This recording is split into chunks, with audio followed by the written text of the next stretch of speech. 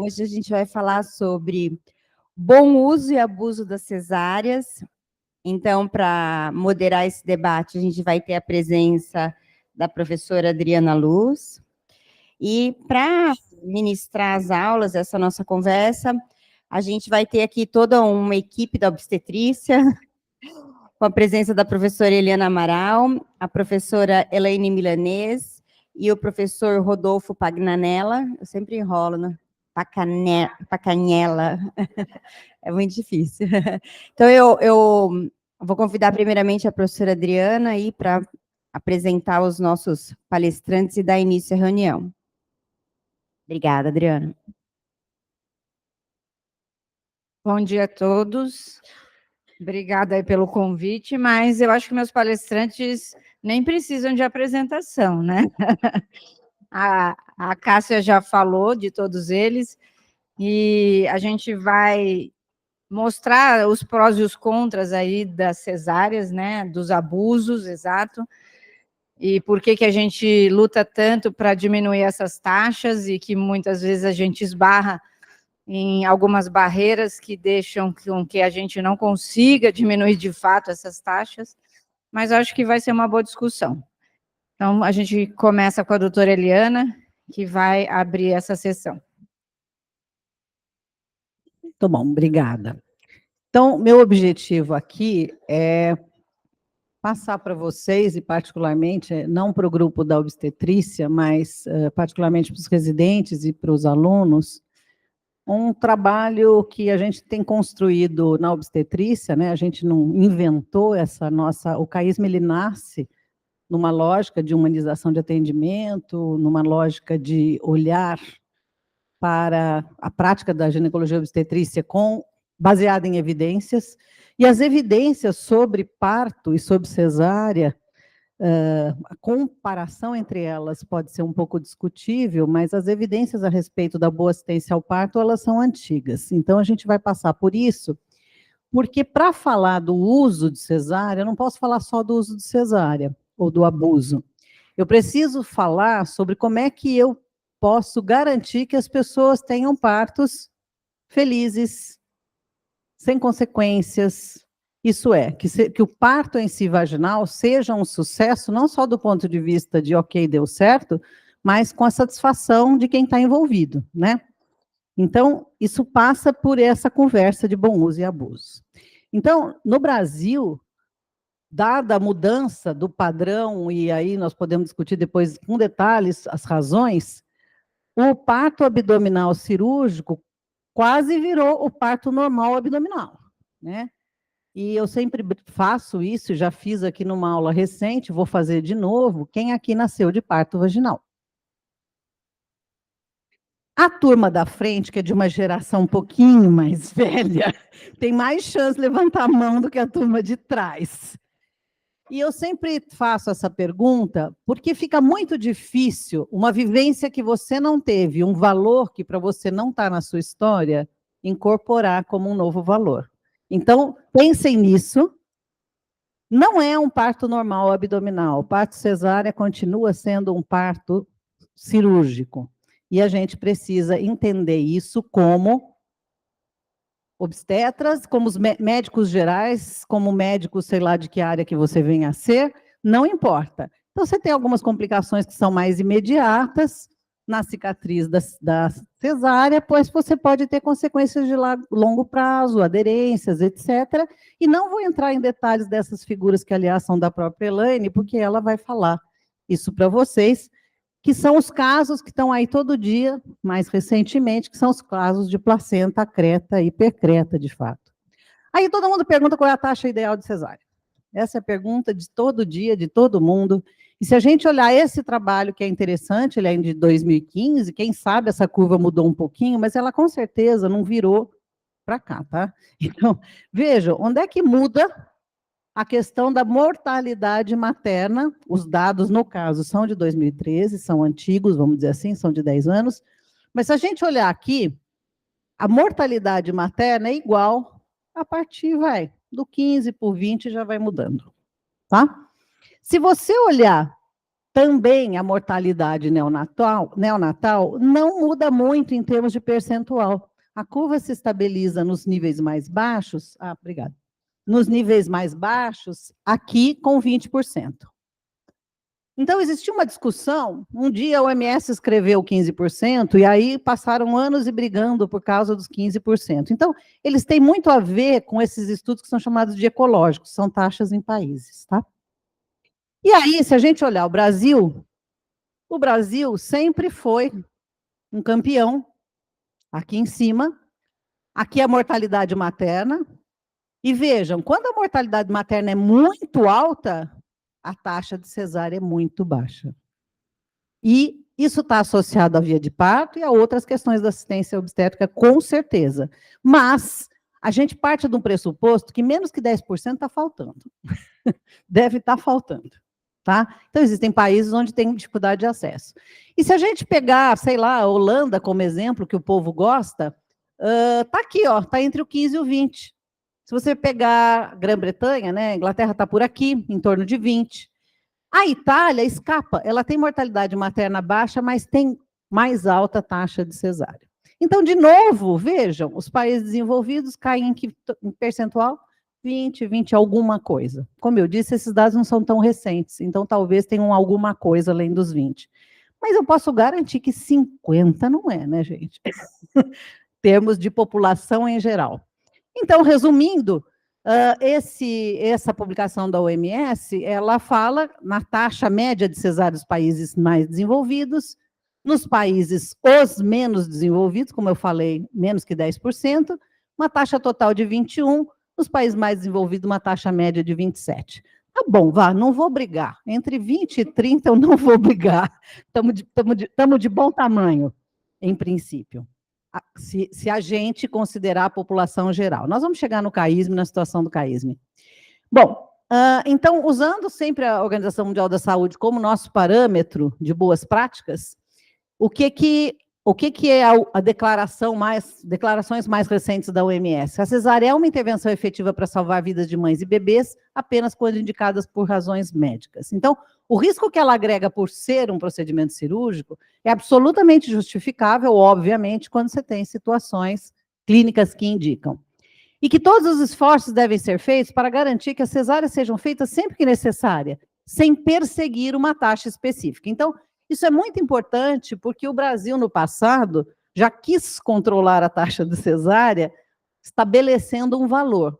Não rolou, gente, não rolou, não deu certo, porque esse valor não levava em consideração a diferença do público que a gente atende. Por exemplo, aqui no CAISM, a gente atende um público de alta complexidade, e isso vai mudar completamente a taxa. Bom, então, quais são os riscos estimados, e essa é uma publicação bastante conhecida, que são os guias do Reino Unido, e vamos dizer assim, de orientações de boas práticas no Reino Unido, essa é uma publicação de 21, e o que eles sugerem como condições associadas à cesárea planejada, qual seria o aumento do risco e qual seria a redução do risco. Alguns com evidências um pouco mais fortes, outros um pouco menos fortes, mas nessa lista tem, obviamente, com a cesárea planejada, maior risco de esterectomia, morte, hospitalização, isso é, complicações associadas a ela, complicações futuras, como a placenta creta, que a gente vai falar depois, e a rotura uterina também. Mas existe hoje uma outra linha de pesquisa que está desenvolvendo, vamos dizer assim, evidências, que é a questão do inóculo, da passagem do feto, então, virando recém-nascido pela vagina. Esse inóculo de bactérias, que são parte do meio vaginal, ele parece estar, e não parece com mais força do que não parece, estar associado ao desenvolvimento de doenças na infância, como asma, como obesidade, porque hoje a gente sabe que flora tem a ver com um monte de coisa, né? Claro que quando a gente faz cesárea, tem menos laceração de 3º e 4º grau, e aí tem a discussão da incontinência urinária, que depois nossos especialistas aqui presentes vão nos ajudar discutindo isso também. Então, o Brasil sofre de um conceito da cesárea como se fosse um bem de consumo, o que atrapalha completamente a nossa discussão mais técnica e influencia muito, não só as nossas opiniões, mas influencia muito as opiniões das próprias pacientes. Elas já vêm com uma série de expectativas em relação ao parto que chocam quem vive em lugares onde isso não acontece, tá? A gente sabe há muito tempo no Brasil, então vejam, só para vocês terem uma ideia, na década de 70, gente, era 14,656% a taxa média de cesárea, quer dizer, hoje está muito mais que isso. Em 80 já era 31, então já tinha duplicado, em 10 anos já tinha duplicado. E a outra coisa é que a renda familiar mais alta, a gente já sabe há muito tempo que no Brasil está associada a maior taxa de cesárea. Então, isso corrobora essa lógica da cesárea como bem de consumo.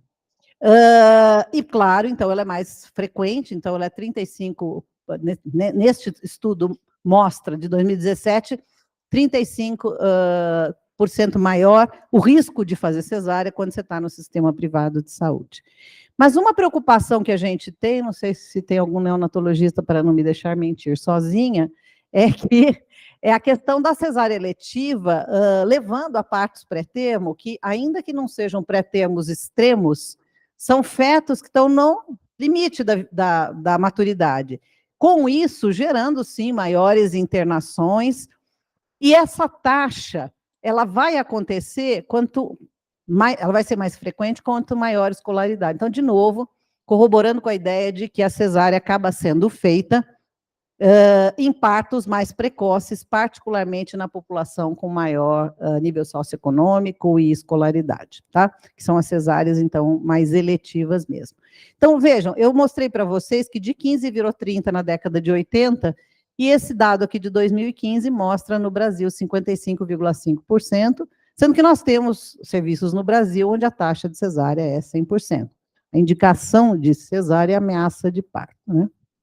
Então, a gente espera que assim não seja nos serviços que têm abordagem acadêmica. Esse é um trabalho antigo que está sendo refeito, mas a gente ainda não tem os dados, mas só para mostrar para vocês que interessante a questão da intenção de cesárea. Ah, professora, mas isso é porque quem está no hospital público não tem acesso. Pode ser, mas vamos lá.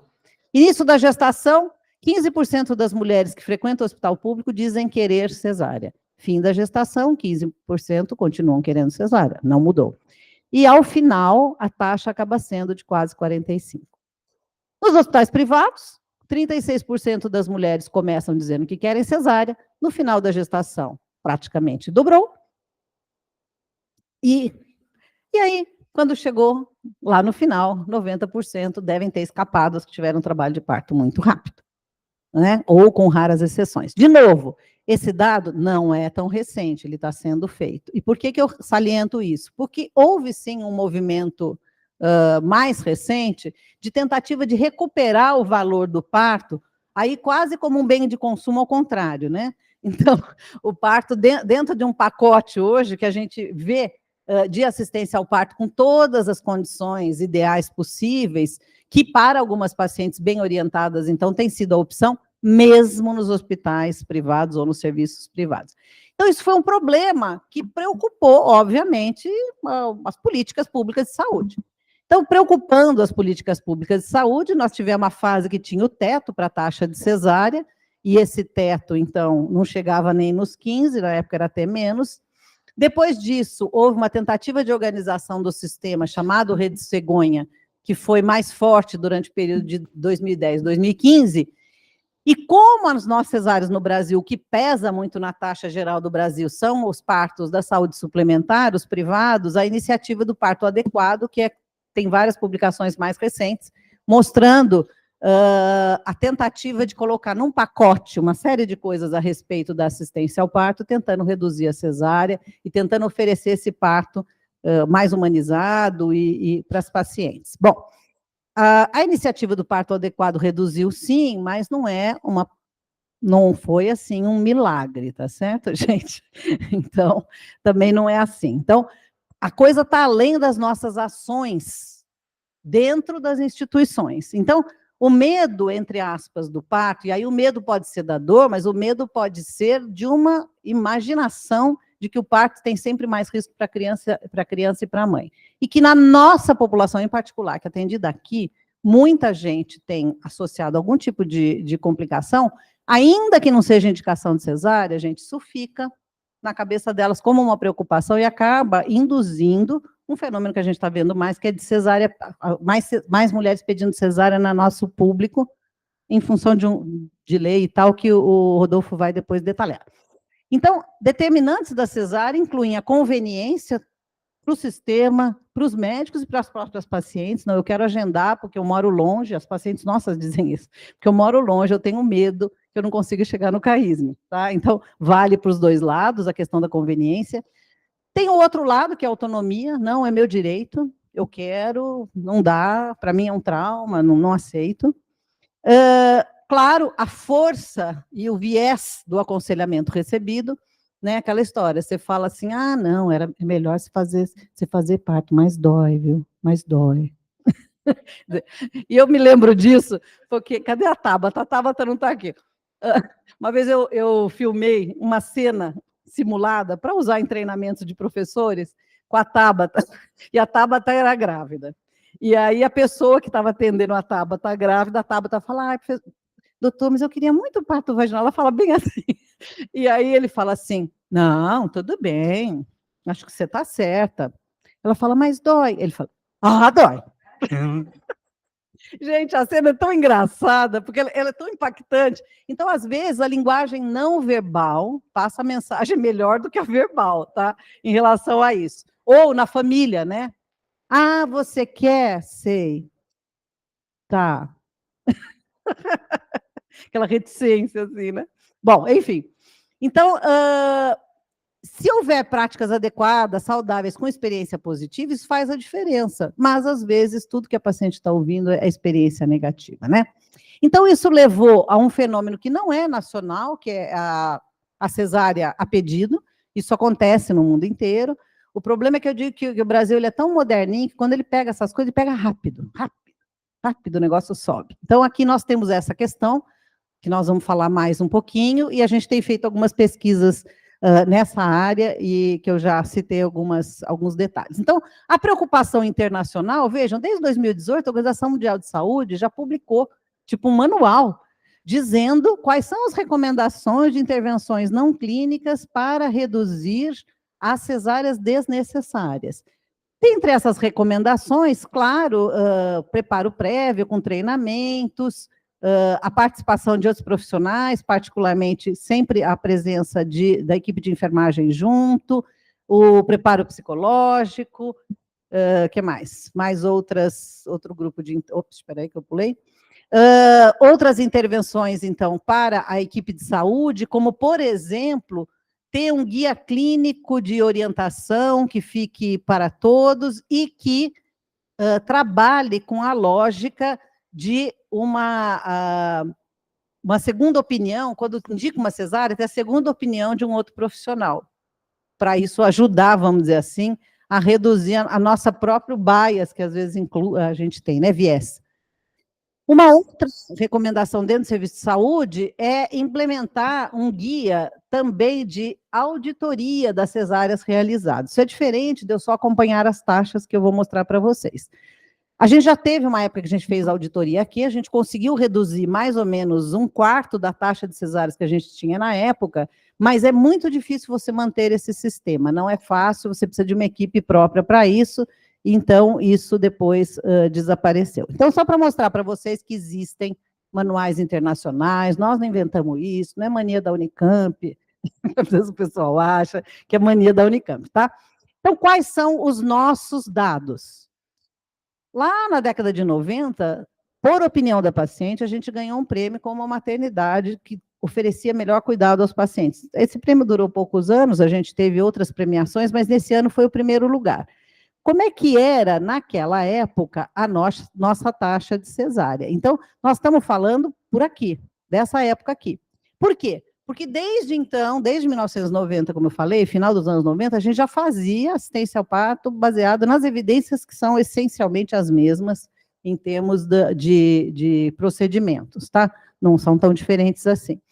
Mas, ao longo do tempo, as coisas já foram mudando. E uma coisa que aconteceu e que mudou de forma importante, vocês podem ver, claro, são as cesáreas repetidas. Você vai aumentando a taxa de cesárea aqui, no final você vai tendo mais, tá certo? Então, isso é o óbvio. Houve um aumento da taxa, primeiro uma queda, mas depois voltou a aumentar a taxa de cesárea em primíparas, e vocês vejam que a taxa geral de cesáreas acompanha quase no paralelo. E acompanha quase no paralelo pela importância, então, que esse grupo tem. Os nossos partos induzidos, eles acabaram, durante um período, caindo mais, aumentando, mas eu estou falando, aqui está terminando em 21, tá? A gente sempre acha que os partos induzidos é que estão gerando cesárea, e eu vou mostrar para vocês os dados dizendo que não é exatamente assim. O que a gente tem hoje aqui no CAISM, para quem vivencia o CO, são pacientes que teriam indicação de indução e desistem. Não é o insucesso da indução. A indução bem conduzida tem uma excelente taxa de parto vaginal, mas depende disso. Como eu digo, tem que acreditar na causa. Você começar a indução sem acreditar na causa, você já está decidindo, né? Então, em função de tudo isso, que foi criado por uma portaria no CAIS no final de 21, esse grupo, que é a Comissão Permanente de Avaliação de Taxa de Cesárea, hoje a gente chama de outra coisa, a gente chama de qualiparto, justamente porque o nosso objeto não é só ficar falando em cair taxa de cesárea, é oferecer um bom cuidado, que inclua a cesárea bem feita e quando necessário, com equipes de várias das divisões, né? Então, além dos médicos obstetras, neonatologista, divisão de enfermagem, anestesia, fisioterapia, membros da diretoria executiva, da faculdade de enfermagem, alunos de pós-graduação, de iniciação fazendo trabalho, porque o objetivo é criar uma consciência coletiva de tudo isso que nós estamos falando, e essa consciência coletiva ir ajudando a mudar a cultura nossa e de todo mundo ao nosso redor. Não só nossos colegas, mas na sua casa, quando estiver sentada assistindo a novela, e a menina dá luz de cesárea. Você tem algo a dizer para todos ouvirem e influenciar ao seu redor. Quando você estiver em algum lugar público e o povo começa a falar de cesárea, você tem algo a dizer com base em evidências, delicadamente, sem agressão, mas você viveu isso, e a gente quer que vocês vivam isso, tá? Então, projetos propostos por esse grupo, um monte de coisas que vocês vão ver, não é especificamente só sobre cesárea, tá? Então, é preparar a mulher para um bom parto. Visita ao CO, discutir experiências de parto, as atividades da fisioterapia, que tem um grupo de preparação, a enfermagem também tem, enfim. Desenvolvendo o plano de parto, fazer mais vídeos de orientação. Então, isso tudo está em andamento. Nós não temos tudo isso feito, mas eu só estou mostrando aqui que é uma lista de 25 diferentes ações, tá? Então, nós vamos passar por tudo isso aqui, vamos passar um pouquinho por tudo isso aqui, e ó, então são 25 ações, uma delas a questão da ambiência, eu só vou me referir a isso, porque isso foi a tese recente de um aluno da Faculdade de Ciências Aplicadas, que é arquiteto. Ele ficou aqui, vendo como é que funcionava o atendimento, o objetivo era ele estudar a sala de parto. E aí, ele foi entendendo que a dinâmica de como se atende dentro do CO impacta profundamente com o que as coisas acontecem. Então, ele estudou muito o processo de trabalho. Então, só para mostrar para vocês como coisas que são o dia a dia, a gente também pode e deve usar e usa como ciência, né? Então, a gente tem produzido materiais que estão disponíveis, não sei se tão fáceis, mas na biblioteca do site do CAISM, que outro dia meio escondido, mas então podem procurar, que tem cartilha, tem a questão do plano de parto, tem produtos lá que foram criados em função não só desse grupo, mas aproveitados como TCC de residente. Então, a gente tem feito isso, e cada vez mais usado simulações como forma de padronizar essa ação e etc. A gente tem feito muitas simulações de habilidades e precisamos reforçar nossas simulações de comunicação mesmo, e particularmente em relação a essa questão da cesárea, é isso aí. Bom, eu tinha mostrado então para vocês o dado até 21, e eu faço questão de mostrar o dado aí em 22, que a gente teve uma pandemia, um hospital, né, numa movimentação mínima em função da pandemia em 2020, 21 começou a retomar. E a hora que começou a retomar em 22, vejam só que belezinha que as taxinhas foram subindo, tá? Então, essa questão do aumento da taxa de cesárea em primigesta, aumento da taxa de parto induzido, aumento da taxa de... a taxa de cesárea em trabalho de parto no início espontâneo também houve um pequeno aumento, mas aqui nós estamos falando de um ano só. Então, agora a questão é a seguinte, nós temos que manter isso em vigilância para ver o que está acontecendo. E nós tivemos, nesses anos também, uma redução muito importante do movimento de partos do CAISM, isso também influencia, porque isso foi gerando uma população que a gente atendia com muito mais risco, né? Bom, então a gente tinha esses indicadores obstétricos, que está sendo mudado o sistema para gerar de novo, acho que vocês não vão conseguir enxergar os números de onde vocês estão, mas só para dizer que esse amarelinho aqui é mostrar que a taxa em primigestas, no final de 22, estava em 39%. Então, se a gente pensar que a taxa, entre aspas, esperada está em torno de 25, vamos fazer aí uma média no 25, a nossa taxa em primigestas em geral, 39%. Se você pegar a taxa em primigesta com início espontâneo, 26%. Aí, se você pegar a taxa de parto induzido geral, 40%. Se você pegar a taxa de parto, desculpa, esse aqui de cima é taxa de início induzido e taxa de cesárea em parto induzido. Não, acho que temos um problema aqui de nomenclatura, desculpa. Taxa de cesárea, certo, desculpa. Taxa de início de parto induzido, 40%, taxa de cesárea em parto induzido, 36,7%. Então, vejam, o fato de que hoje a gente tem taxas diferentes do que essa, e vocês aqui podem ver a nossa taxa total de cesárea, que nesta estatística está em 57,9%, 57%, é muito influenciada por outras condições que não são as primigestas, por outras condições que não são os partos espontâneos. Então, a partir daquilo que você viu, começa a ter cesárea, mais cesárea, pacientes com mais morbidade também, então isso acontece. Então, no mundo se sabe que a grande missão, uma das maiores missões, é reduzir a cesárea primária. O que é? A primeira cesárea é alguém que nunca teve. Então, o esforço para não fazer a primeira cesárea deve ser muito grande, porque isso vai aumentando claramente, não só as taxas de cesárea posteriores, mas os riscos, que são as coisas que a gente falou e que depois a Elaine vai dissecar nos nossos casos que vocês têm visto aí, tá?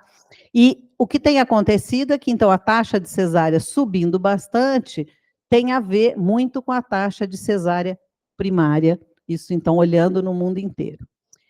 E um elemento que faz a gente reduzir a nossa ansiedade em relação à cesárea é entender melhor a evolução do trabalho de parto. Não dá diagnóstico de distócia naquilo que não é. E isso a gente também tem mudado a conduta, a literatura tem trazido outras coisas. Então, quem praticava obstetrícia há 20, 30 anos atrás tinha conceitos rígidos que hoje são diferentes, né? Então, desde que haja segurança para a mãe e para a criança, os tempos hoje são outros e a gente tem que ter um pouco mais de calma, como eu disse, e acreditar na causa. Classificar por que uma cesárea foi feita, isso é, quais são as indicações, não é fácil, porque distócia funcional fica um pouco no subjetivo, às vezes também sofrimento fetal, e aí então resolveram que Robson ia salvar a nossa vida, tá? O Robson faz o quê?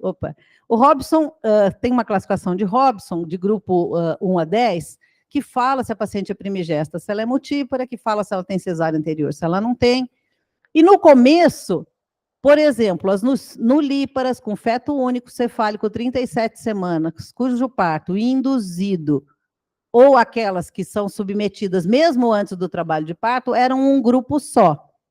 Mas isso é ruim para a gente avaliar. Então, com o tempo, o Robson subdividiu esses dois grupos, e quando eu chamo de grupo 2A, significa aquelas pacientes que são primigestas, de termo, feto cefálico, mas que eu começo o parto induzindo, que é diferente do parto espontâneo, que é o grupo 1. Mesma coisa no 4A, só que o 4A é para multíparas, tá? E no grupo 5, as pacientes que têm cesárea anterior, que antigamente não separava quem tinha uma e quem tinha várias, isso faz, obviamente, muita diferença na tomada de decisão de cesárea, né? E então também foi dividido, e agora a gente tem o 5.1 e o 5.2, tá?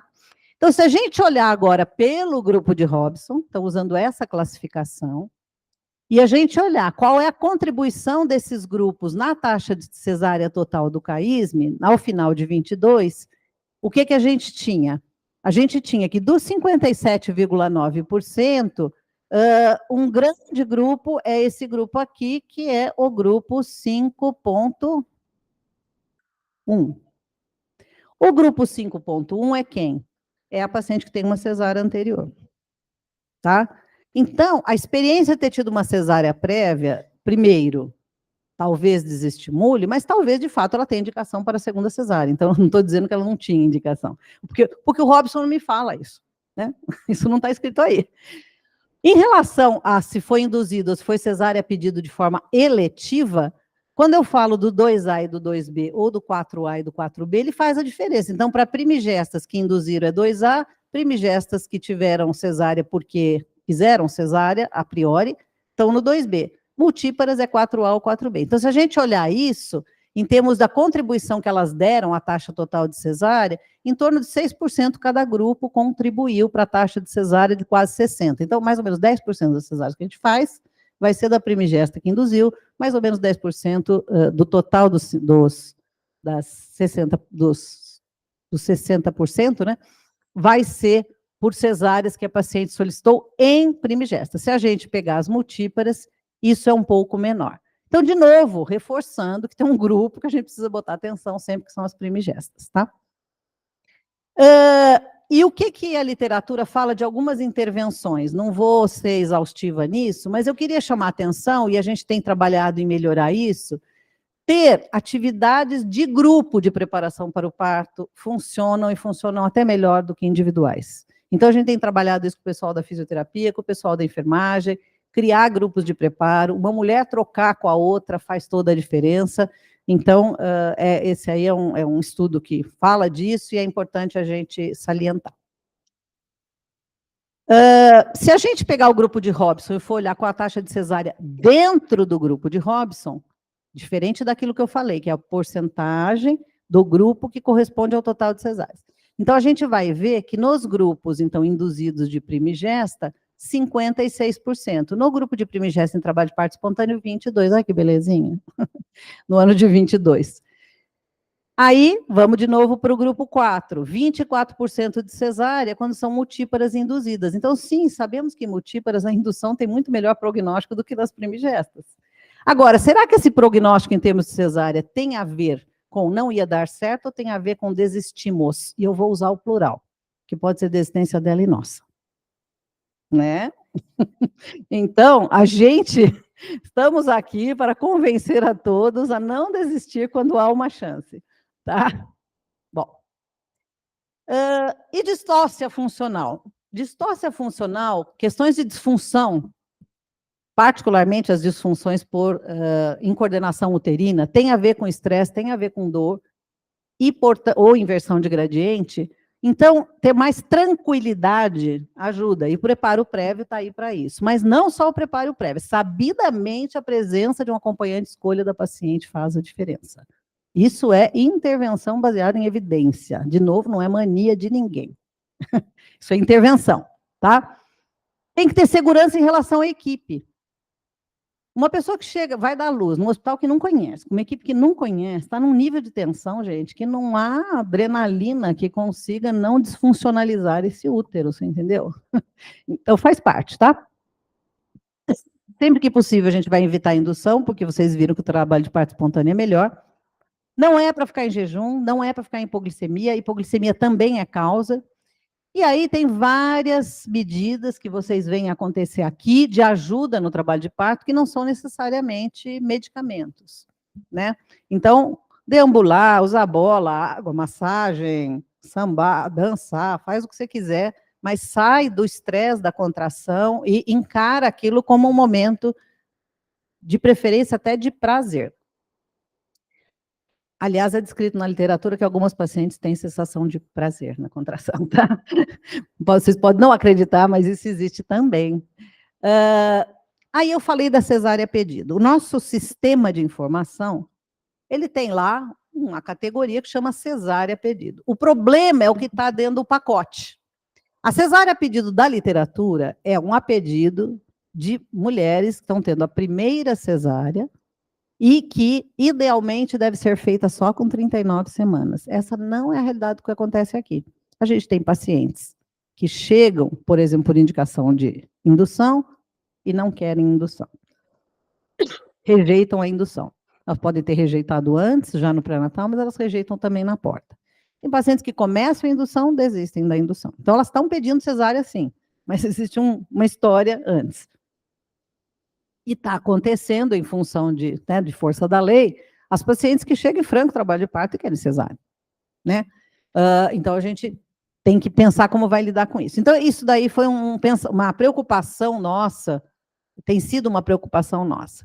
Eu trouxe aqui só mais um detalhe, vamos dizer assim, da literatura, não era muito esse o objetivo, fazer uma extensa revisão, mas já que estamos falando de cesárea e o risco, a cesárea prévia como risco, tem muita coisa hoje publicada, tá na moda, avaliar o segmento uterino por ultrassom, tá? E o que os trabalhos dizem é que segmento uterino mais do que 3,5 milímetros, não há risco nenhum. Começa a haver risco, particularmente de rotura. Esse é um trabalho mais recente, de 22, um estudo que foi uma revisão, dizendo que o risco é maior quando tem 2,82 milímetros como limite inferior de espessura de miométrio. Desculpa, no segmento, né? Bom, e aí? Quer dizer, então, que todo mundo tiver cesárea anterior, a gente vai fazer, já vai mandar fazer ultrassom para fazer a medida? Isso não faz parte da nossa rotina, mas na discussão que a gente vai ter das placentas acretas, eu fico me perguntando se as acretas que a gente tem, se a gente olhasse detalhadamente, se já não tinha grandes defeitos na cicatriz da cesárea prévia. Uma coisa, assim, esta que vos fala completará 40 anos de vida como médica esse ano, e uma coisa que me impressiona muito é que, de fato, ainda que a gente tenha subido muita taxa de cesárea, a gente tinha uma outra maneira também de fechar o útero. Eu fico me perguntando se as questões técnicas da esterografia não fazem a diferença. Não há estudo que possa provar isso no momento, porque teria que ter um acompanhamento de muito longo prazo. Questões que eu deixo aqui só no ar, tá bom? Bom, mas aí estamos aqui nesse mundo onde a nossa taxa geral de alto risco, segundo uma classificação que existe no nosso sistema, que se preencher X, em alguns lugares vira alto risco, ela corresponde a 75% dos nossos partos, tá? E corresponde a 84% dos partos que foram cesárea e a 65% ou 66% dos partos que foram vaginais. Então, a gente tem muito parto vaginal que tem o famoso risco também, né? Então, a justificativa sempre de que a gente tem 57% que todo mundo é de risco, ela é mal menos. Mas ela justifica, sim, um estresse da paciente com o parto. E foi isso que a gente viu nos trabalhos que foram entrevistar as pacientes a respeito de cesárea a pedido, tá? Então, eu deixo aqui uma sugestão, eu acho que está na hora de ter o Robson 3.0, porque a gente teve o 1, teve o 2, porque não considera a idade materna que mudou e não considera a morbidade, né? Essa classificação não fala nisso, só fala das características interpessoais. Então, é difícil, então mudou, porque não tinha, era difícil trabalhar com classificação de causa de cesárea, né, de indicação, mas eu acho que o Robson ainda é muito pobre para esses estudos, tá? Então tá, então se a gente quer reduzir cesáreas desnecessárias aqui no CAISM, vamos lá olhar o que tem acontecido com as nossas indicações. A cesárea a pedido da paciente, eu já falei, subiu bastante, é esse grupo. Então, aqui nós estamos falando de 2017 a 2021. O a pedido, incluindo esse a pedido as desistências de indução. O sofrimento fetal, aprendemos a lidar melhor, então reduziu. Mas aumentou outras, que não tem a mínima ideia do que está aí dentro, porque está escrito outras, teria que levantar todos os prontuários, tá? E as falhas de indução também reduziram.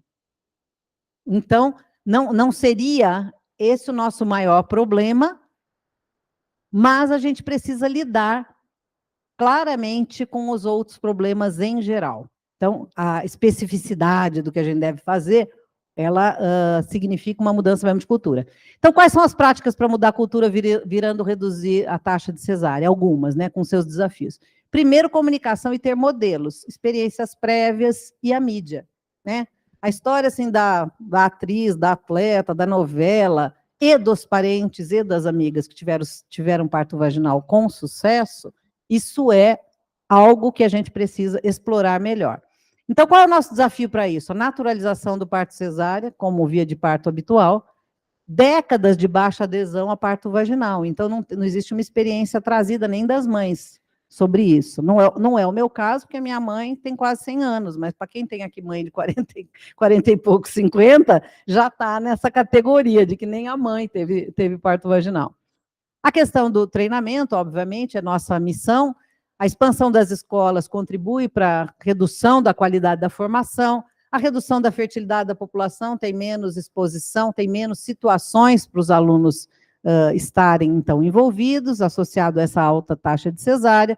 A questão da auditoria de cesárea primária com segunda opinião, que o desafio é a prática médica autônoma, isso é o médico aceitar, que ele vai discutir com alguém, e num ambiente acadêmico isso é mais fácil, mas imagina isso num ambiente não acadêmico, se rola. Difícil, né? E a questão do modelo de cuidado com prática colaborativa em equipes, e não individual, só pelo médico, centrado no médico, e que tem custos elevados e uma cultura realmente de que daí não é uma questão só o que o médico diz ou o que o sistema faz, mas a aceitação do público em relação a essa mudança cultural que precisa acontecer. Então, esses são os desafios. Então, eu coloquei aí a imagem do filme, porque está na hora realmente da gente... Está na hora não, sempre esteve, mas acho que nós vamos retomar aí um esforço para esse movimento. Então, vou pedir agora para a Elaine falar, depois o Rodolfo, desculpa. Inverti de novo.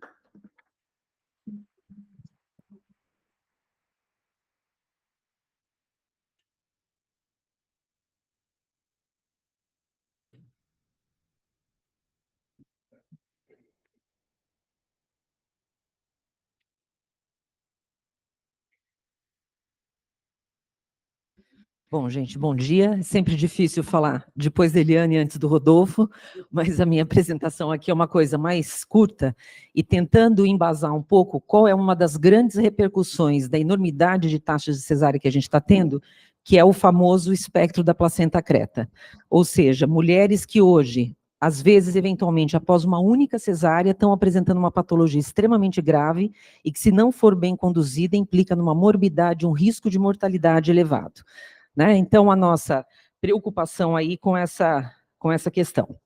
Então, obviamente, quando um médico se depara com uma situação como essa, né, que é uma placenta de inserção baixa, inserida sobre o colo, quando ele vê essa tragédia, que é ao abrir um útero, encontrar uma placenta que está literalmente pulando para fora do útero, quer dizer, invadindo estruturas ao redor, como bexiga, e depois da gente extrair um feto fica nessa situação, a gente vai comentar um pouco esse caso, aqui outra placenta pulando para fora, e que muitas vezes essa adesão anormal da placenta também pode levar a essa situação que é a inversão uterina. Quer dizer, esses processos de adesão placentária anormal estão fortemente associados à presença de uma cesárea anterior. Então, mais ou menos assim que a gente se sente quando a gente está de cara, e é assim que eu me sinto quando a gente abre cada um dos casos de percreta que a gente tem operado aí no serviço. Então, a gente sabe que toda semana, o ano passado a gente operou 6 casos, esse ano até agora foram 8 pacientes, só para ter uma ideia da dimensão de aumento dessa casuística, né? Então, o grande problema da hemorragia obstétrica associado diretamente ao aumento nas taxas de cesárea. Isso não é dado nosso, é dado de mundo, esse dado é de Inglaterra, dizendo que lá, principalmente na questão de adesão anormal, um cuidado subótimo nessas mulheres em quase 80% dos casos. Então, se a gente for falar fator de risco para hemorragia pós-parto, de maneira geral, está lá a cesárea listada como um dos principais, quer dizer, a presença de uma cesárea prévia potencializando o risco dessa mulher complicar com uma hemorragia pós-parto. E quando a gente fala de hemostasia no pós-parto, para que ela seja adequada e eu não tenha uma complicação grave com uma morbidade elevada para essa mulher, a gente tem que lembrar que nesse momento, a hora que eu estou no puerpério, eu estou falando de uma circulação uterina de quase 1 litro por minuto de fluxo, tá certo? Então, muito rapidamente, essa paciente choca na nossa cara. E a gente sabe que vários fatores estão associados a essa capacidade de controlar a hemostasia e não sangrar exageradamente, e, obviamente, a dequitação completa é uma das necessidades. A retenção parcial ou total da placenta é um fator que impacta positivamente na ocorrência de uma hemorragia pós-parto. Então, placentação anômala hoje está dentre as causas das hemorragias puerperais que estão ficando cada vez mais prevalentes, porque a placentação anômala está diretamente relacionada à ocorrência de uma cesárea prévia nessa mesma paciente. Então, hoje a gente sabe que das placentações anômalas, as que mais nos preocupam, óbvio, são a percreta, que é aquela placenta que invadiu todo o miométrio, passou pela serosa e aderiu em órgãos ao redor, muito frequentemente a questão de adesão à bexiga. A gente pode ter o acretismo, quando é parcialmente invadido esse miométrio, e a encreta, quando pega quase a totalidade, mas não avança além da serosa. E hoje, por que será que essas placentas fazem isso? Por que a gente tem essa situação de complicação tão significativa? Só para a gente tentar ver o quanto o aumento da taxa de cesárea vem aumentando ao longo dos últimos anos, isso impacta na ocorrência do espectro da placenta creta ou da lesão placentária normal. Veja, em 28 a gente tinha 1 de cada 20 mil mulheres com uma adesão anormal placentária. Em 2002 foi 1 em 500. Em 2012, no Reino Unido, 1 em 10 mil na população geral, mais 1 em 20 em pacientes que tinham placenta prévia e cesárea anterior. E é isso que a gente está vendo acontecer com uma mortalidade significativa e associada a essas situações. Então, se a gente pegar dados de mundo, vai lá, 1 para 2.500 na década de 70, 1 para 500 na década de 80, 1 para 300 a partir de 2006, do que a gente chama, então, do espectro da placenta creta, que é essa placentação anormal. Então, sem dúvida alguma, a presença de uma cesárea anterior e a presença de uma placenta baixa são os grandes fatores de risco para isso. E eu vou aumentando a taxa de cesárea, eu vou aumentando o acretismo placentário, ao ponto de uma mulher com 3 cesáreas anteriores, mais da metade complica com essa situação, e isso é uma preocupação significativa. E por que acontece isso? A gente já não acredita mais mesmo, já de muito tempo, de que a presença da cicatriz alterou a circulação e essa placenta vai invadindo, como se ela tivesse uma capacidade, que nem um tumor, de invadir a musculatura. Hoje, a teoria que explica a placentação anômala e o percretismo é o déficit na cicatrização dessa cesárea. Então, é a paciente que faz uma isquemocele, um defeito nessa região segmentar, e, na realidade, o que acontece? Uma deiscência dessa cicatriz e a placenta se implanta e já perfura, porque o útero está literalmente aberto. Então, hoje, essa é a grande explicação para essa situação, e não mais a questão de ter realmente uma irregularidade apenas.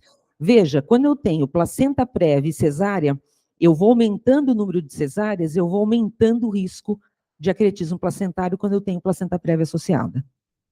Por isso que o grande foco hoje de prevenir mortalidade materna nessas situações é mulher que chega numa clínica de ultrassonografia ou numa clínica de pré-natal e tem uma cesárea anterior com placenta de inserção baixa, ela tem que ser referenciada para um serviço que saiba fazer bem o ultrassom para detectar precocemente essa normalidade e a gente programar esse parto. Tá? Então, o acretismo hoje é um importantíssimo que a gente tenha o diagnóstico pré-natal. Se eu não tiver uma placenta baixa, a chance é 0,004, 5% se tiver placenta prévia, mas sobe para 40% se eu tiver uma mulher acima dos 35 com 2 cesáreas anteriores e placenta baixa. Então, isso é uma enormidade de casos.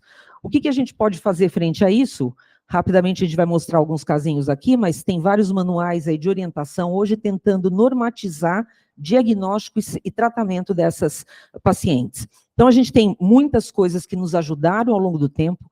A radiologia intervencionista, seja o balonamento de hipogástrica, a embolização de artéria uterina e outras opções como ligaduras, tem ajudado, mas a gente ainda tem situações de gravidade e o ideal mesmo é que a gente tivesse um diagnóstico antinatal correto para que a gente programasse toda a ação dessa equipe multidisciplinar e pudesse programar esse parto mais precoce, sim, porque quanto mais avançada a idade gestacional, pior é a situação de invasão. Então, só para finalizar, mostrar alguns casos para vocês. Esse aqui foi uma paciente nossa, com 3 cesáreas anteriores, 123 quilos, uma diabética gestacional hipertensa crônica, para ajudar, que tinha esse tipo de placentação. Ela tinha 3 cesáreas anteriores, sem intercorrência, a última 4 anos. Essa paciente aqui foi um caso difícil, e por que ela foi operada com 38 semanas? Porque não tinha vaga no HC. E aí foi indo, e foi indo, e foi indo, e obviamente isso impactou essa paciente, apesar de toda a intervenção, teve complicação, chocou, mas saiu bem, viva, e depois ela ficou tão assustada com o tamanho do panículo adiposo ali em volta dela, que ela perdeu 70 quilos e hoje ela pesa 58 quilos, tá certo?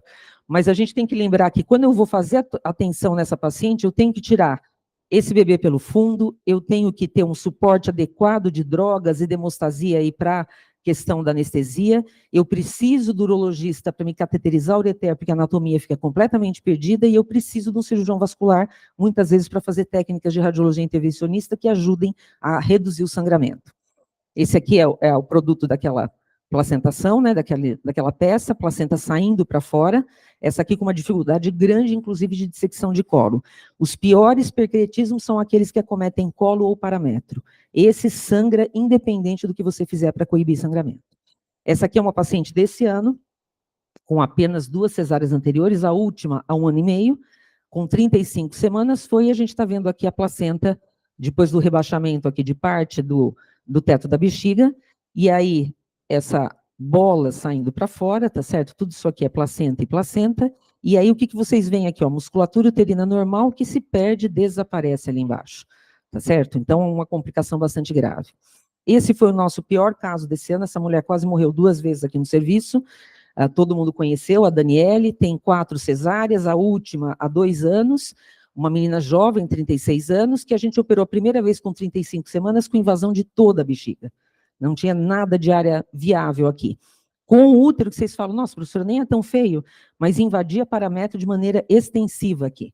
A gente optou por fazer abordagem em 2 tempos, deixamos essa placenta e fomos reabordar no segundo momento, 1 mês depois, para tentar reduzir sangramento. Na primeira, ela fez uma CIRS grave pela embolização, na segunda, ela fez um choque hemorrágico com politransfusão, porque com o EID em sala, que é um cirurgião extremamente habilidoso, e isso aqui foi quando a gente tirou o útero, olha a necrose extensa que estava essa placenta, mas a literatura diz que em até 6 meses ela podia até desaparecer. Então, conduta conservadora é uma das coisas hoje que a gente está começando a considerar. Esse foi um caso um pouco mais antigo nosso, paciente também com 3 anteriores, placenta, a hora que a gente abriu, deu de cara, foi uma das poucas vezes que eu tive vontade de infartar e sair da mesa, porque eu falei, não vou conseguir tirar isso aqui. Após a embolização, ficou essa extensão, e essa paciente foi a Mariana Schmidt, que como complicação teve um tromboembolismo pulmonar, teve um choque, mas saiu bem, e essa a gente conseguiu não abrir bexiga, apesar de uma invasão extensa também. Olha o calibre dos vasos dessa paciente, né, na abordagem cirúrgica. Esse é um outro caso nosso aqui desse ano, paciente com apenas 1 cesárea anterior, foi para um parto com 36 semanas, e olha a placenta jorrando para fora, certo? Aqui ela, depois da dissecção, forte adesão na bexiga, e comprometimento de colo também, essa paciente também sangrou, apesar dos procedimentos de radiologia intervencionista, com acometimento de colo aqui bastante importante. Esse é um dos últimos casos operados aqui, também com 1 cesárea anterior, 36 semanas, placenta absolutamente pulando para fora. E aí, o que a gente fala, o que a gente pode tentar fazer para tentar evitar que chegue nessa situação? Na realidade, é prevenir a realização de cesárea desnecessária, tudo aquilo que a Eliana comentou aqui com vocês. Evitar que a cesárea ocorra quando ela não é absolutamente necessária, respeitar a cesárea como cirurgia. Eu sempre brinco com as pacientes no consultório que elas não chegam para o gastro-cirurgião e falam, olha, eu vim marcar minha apendicectomia porque eu não quero ter apendicite. E elas fazem isso em relação à via de parto, que realmente virou um bem de consumo. Então, reforçar que até após uma única cesárea, situações de gravidade podem ocorrer. A gente tem hoje, na tentativa de controlar as perdas que acontecem nessa situação, aqui na região a gente tem pelo menos 2 mulheres jovens que morreram na mesa por complicações de espectro da placenta creta recentemente, tá? Então, elaborar uma rede de atuação em espectro da placenta creta, elaborar protocolo de diagnóstico e de manejo, avaliar dados de diferentes serviços para ver quem está tendo melhor resultado, o que está fazendo diferente da gente, que a gente pode mudar. Diagnóstico precoce fundamental e equipe experiente pode salvar a vida dessa paciente. Então, queria agradecer aqui, esse aqui é o grupo que inicialmente está montando aí a Rede Brasileira de Acretismo Placentário, na tentativa de elaborar normas para diagnóstico, para manejo e troca de experiência de norte a sul do Brasil aí. A nossa presidente é a Janete Vettorazzi, que trabalha no Rio Grande do Sul e que hoje está ilhada, né, numa situação desesperadora lá. Muito obrigada aí, gente.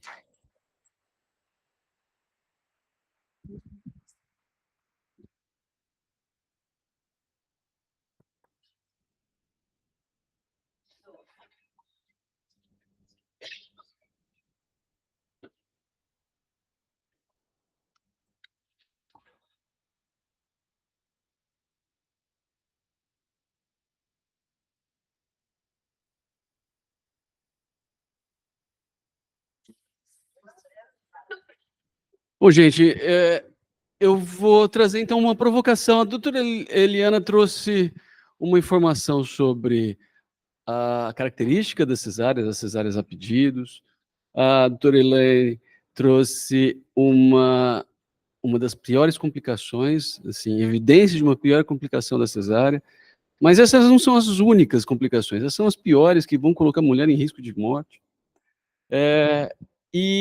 Mas a gente tem outras complicações a curto, médio e longo prazo, como, por exemplo, dor pélvica crônica, são condições que vão acompanhar várias cesáreas feitas. Mas eu vou tentar trazer aqui uma provocação sobre por que pode ter acontecido com essas histórias de cesárea pedido, né? Por que isso tem aumentado com alguma frequência no nosso contexto? Então, eu vou falar um pouco do arcabouço legal para isso, ou nem tão legal assim. No começo da década de 2010, um pouquinho antes de 2010, entre 2006 e 2010, começou a ter uma retomada de uma posição de autonomia da mulher, de uma posição de empoderamento da mulher em relação às condições de nascimento. Existia, sim, uma organização das maternidades de maneira que o parto normal era o normal via alta, né? A cesárea começava a ter começava não, estava instituída como a forma de nascer no Brasil. E desde a década de 80, 90, a gente tinha estudos aqui, especialmente aqui do CAISM, mostrando doutora Eliana, estudos de Faundes e Secati, mostrando que cesárea era um grande problema no Brasil. No começo da década de 90, a lei que institui o planejamento reprodutivo no Brasil vem em função de uma CPI instituída no parlamento para falar das taxas de cesárea. E aí, a lei que institui todo o planejamento reprodutivo, ela identifica que muitas das cesáreas que aconteciam eram em função de fazer laqueadura, porque as mulheres buscavam cesárea para fazer laqueadura, e, portanto, então, se reconecta a questão do planejamento reprodutivo, oferecer de forma oficial e formal procedimentos de esterilização reprodutiva, esterilização definitiva. Então, já vinha essa discussão há muito tempo, mas no começo de 2010, perto de 2010, vinha esse empoderamento da população feminina no sentido de buscar autonomia no processo de nascimento. Isso incomodou muita gente. Tá? Me lembro que nessa época eu era professor da Federal de São Carlos e veio uma filósofa especialista em Foucault dar um curso para lá, uma argentina. Falei, não, eu quero fazer esse curso lá no Departamento de Filosofia, que eu quero estudar um pouquinho de como é que isso funciona. Como é que está acontecendo? Como é que essas questões das cesáreas estão acontecendo? Como é que isso está sendo visto no nosso país?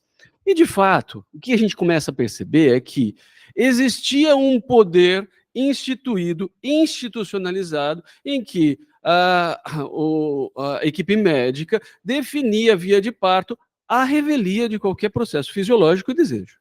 Ponto. E esse poder estava colocado nas instituições e ninguém se questionava em relação a isso e ninguém percebia, inclusive, que existia um poder nessa definição. A partir do momento que há um questionamento, há um tensionamento desse poder e aí a gente aparece, fica claro que existia um poder nessa relação. E aí isso começa a tensionar as fases, os grupos envolvidos. Então, a partir daqui, começa a haver um desconforto social em relação. Opa, o que essas mulheres querem saber? Querem mandar no corpo delas. Elas não têm direito de mandar no corpo delas. Então, isso aqui são prints de tela de sites do Ministério da Saúde, por exemplo, de 2009, falando do movimento internacional pelo parto normal. E isso, Liliana, traz leva à instituição de protocolos e processos para instituir, melhorar as questões relacionadas ao parto normal. Ocorre um reconhecimento público de que cesárea é um problema no Brasil. Arthur Quioro, que era ministro da Saúde na época, define, não, tem um problema, a gente precisa lidar com isso. E isso passa a ser, então, questionado do ponto de vista público, do ponto de vista do Ministério da Saúde. Então, ele diz assim, que 53% das cesarianas feitas no Brasil são marcadas com antecedência, antes que a mulher entre em trabalho de parto. Na rede particular, o percentual chega a 74,2%. Completamente fora de qualquer processo fisiológico. É o que a doutora Elaine colocou. Eu não chego lá para dizer assim, tira minha vesícula. Não quero ela mais. Tem isso, assim, a gente pode, a gente tem condições em que a gente faz isso, né? São cirurgias estéticas. Tira meu nariz aqui, tira essa lomba, tira essa gordura, coloca, mas são cirurgias estéticas, mas sim, tem seu papel, mas não é esse o lugar da cirurgia estética. Então, a partir disso, a mídia começa a destacar essas questões, né? Em 2015, vários alertas sobre a epidemia de cesárea no mundo, a epidemia de cesárea no Brasil, por que a gente tem tantas cesáreas no Brasil. E isso ecoa na mídia. E começa a incomodar ainda mais. Tá? Quem? De uma maneira geral, aquele grupo detentor do poder anterior. O Ministério da Saúde traz algumas discussões sobre isso para tentar reduzir a taxa de cesárea, especialmente na rede de saúde suplementar, propõe uma estratégia baseada em evidência de melhoria de processos de melhoria de cuidado, de assistência, no processo de gestão hospitalar, que é o parto adequado.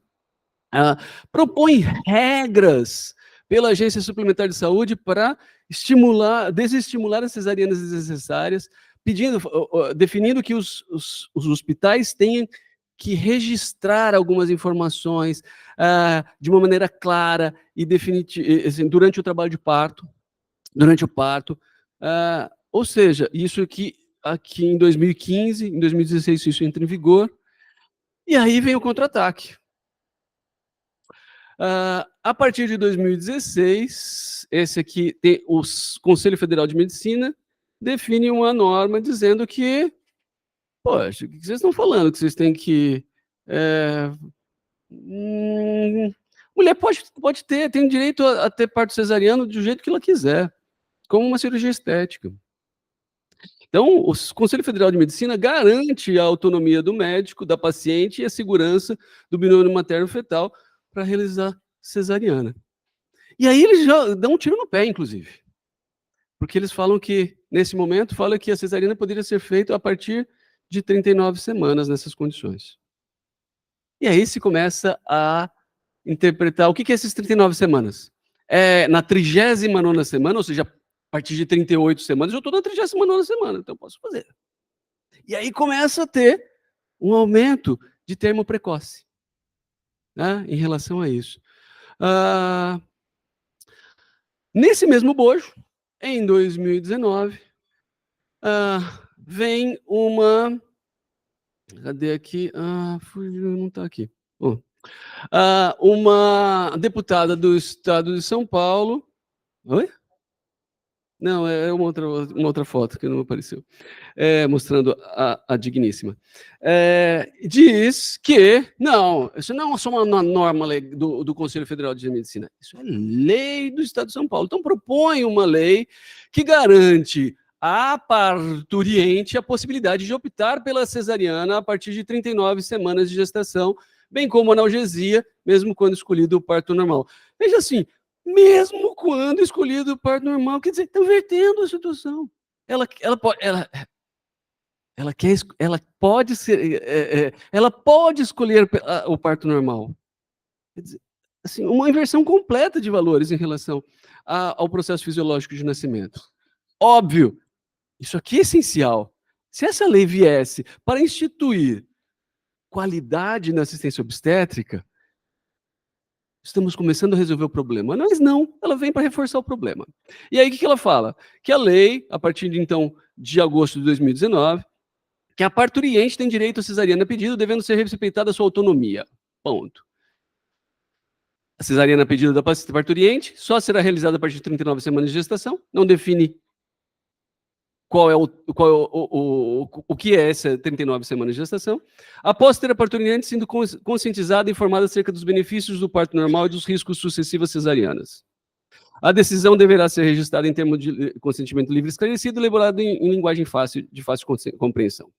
Na eventualidade da opção da parturiente pela cesariana não ser observada, o médico fica obrigado a registrar as razões no prontuário, ou seja, coloca uma condição para o médico, ele tem que se justificar que ele não vai fazer uma cesariana. Invertendo também, de novo, a condição clínica.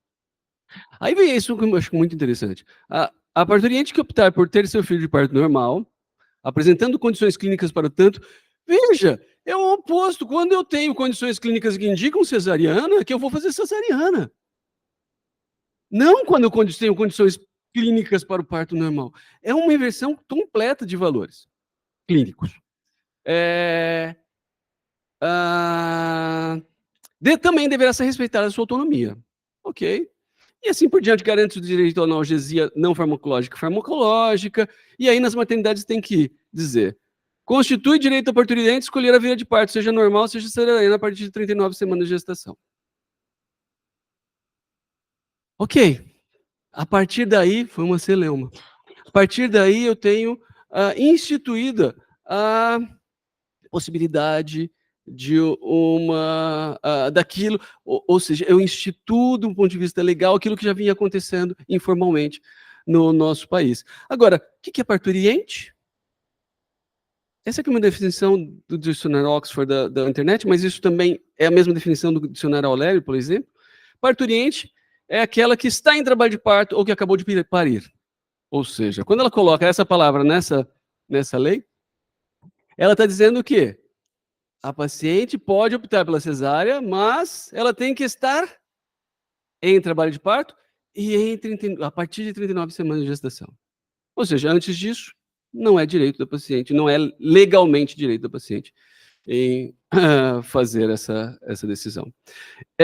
Isso nos dá uma brecha, para pelo menos a gente ter possibilidade de oferecer isso em trabalho de parto. Tá? Em 2020, o CFM corrige aquela falha que eles colocaram, dizendo que os 39 semanas de gestação poderia ser possível, eles colocam 39 semanas completas ou 273 dias.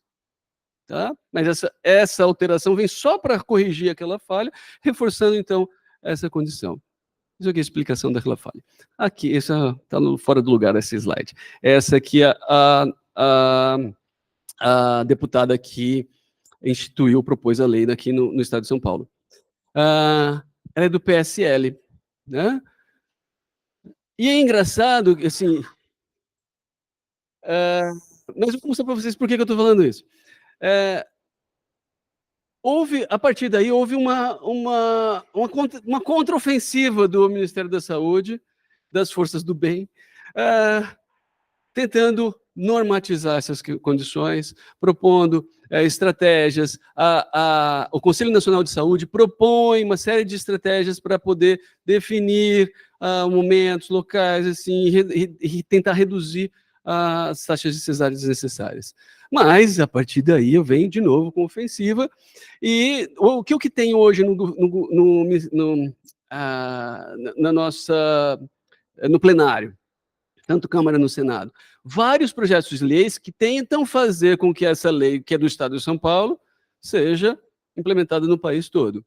O último projeto é esse de 2022, desse deputado, parece que ele está numa prisão aqui, né? Do PSD, do Espírito Santo, que é o projeto de lei 768, que garante ao gestante o direito de optar pela realização do parto cesariano no Sistema Único de Saúde. É exatamente igual à lei do Estado de São Paulo, exatamente igual. E aí, no sistema, eles fazem a pensação de projetos. O que é isso? Eles vão juntando os projetos que têm assuntos semelhantes. Então, a partir desse projeto, ele está junto com outro que era semelhante, junto com outro, assim por diante. Aí eu fui juntando todos os projetos semelhantes que eles estão juntos.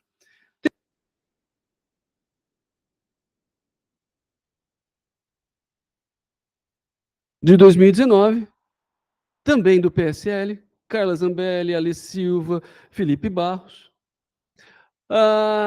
que fala exatamente a mesma coisa, o mesmo teor. Ambos aqui, ó, uma forma diferente de descrição desse projeto, de 2021, 2019, mas o teor é exatamente o mesmo. Esse aqui é exatamente o mesmo do projeto de lei aprovado no Estado de São Paulo.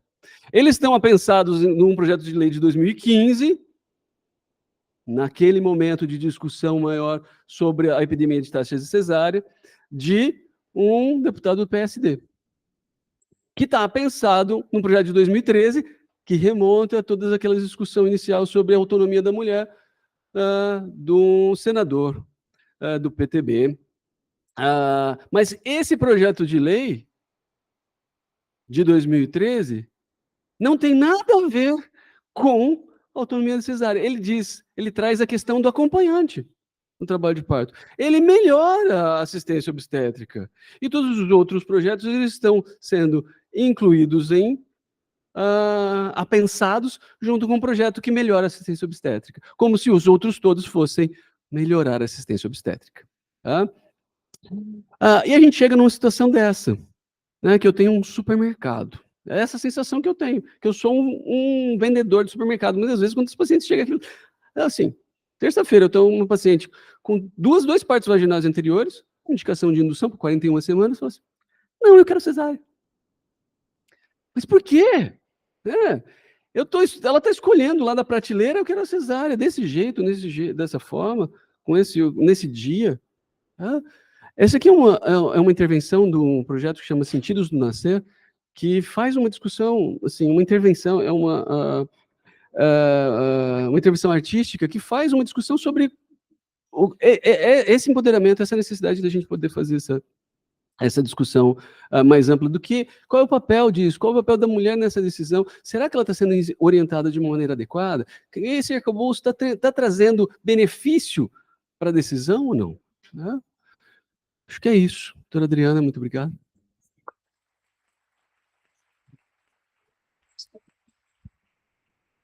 Eu é que agradeço, né? A gente foi contemplado aí com todo o universo para a discussão de cesárea, né? A doutora Eliana traz vários aspectos, a Elaine mostra bem claramente a gravidade das cesáreas excessivas, desnecessárias, e o Rodolfo chega na parte, né, legal e por que a gente andou para esse caminho de tanta cesárea pedido, né? E por que a gente fica claro, acho, para quem prestou atenção em tudo, que, de fato, a gente precisa educar a nossa população, né? Porque eu acho que não só justificar, a gente vai lá, explica para a paciente quando ela chega e fala para o Rodolfo, igual a gente se sente no mercado, hoje eu vim fazer cesárea, me dá aqui meio quilo de cesárea, né? Mais ou menos isso.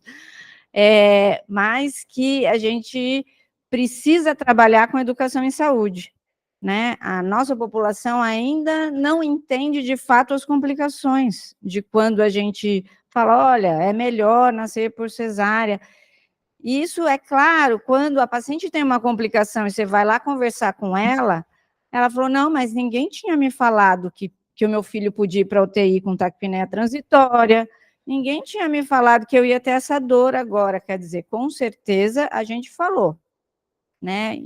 Mas falou em que momento, né? Às vezes no momento que ela está fragilizada e que talvez ela não quisesse ouvir. E aí, quando ela passa por essa situação, ela acaba, muitas vezes, cobrando da equipe médica: se eu soubesse, eu não teria escolhido, né? Então, assim, ainda a gente precisa fazer esse trabalho de educação.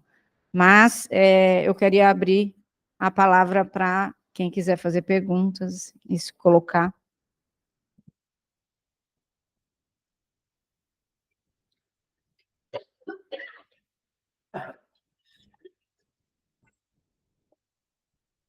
Eu queria fazer uma pergunta para a doutora Elaine. Doutora, dessas últimas percretas que a senhora está fazendo, a senhora sabe se alguma das cesáreas foi feita no CAISM? Nenhuma.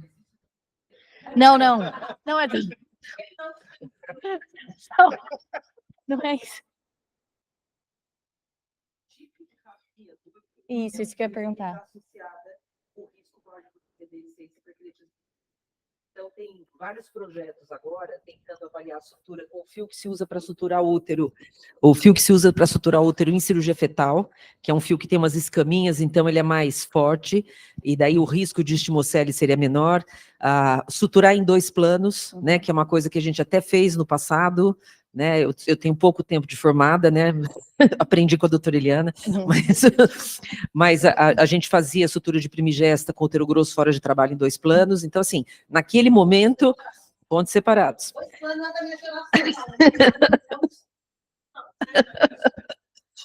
Mas, enfim, então, assim, tem isso. Agora, todas essas últimas cesáreas aqui que a gente teve desse ano, nenhuma foi paciente nossa do serviço anteriormente.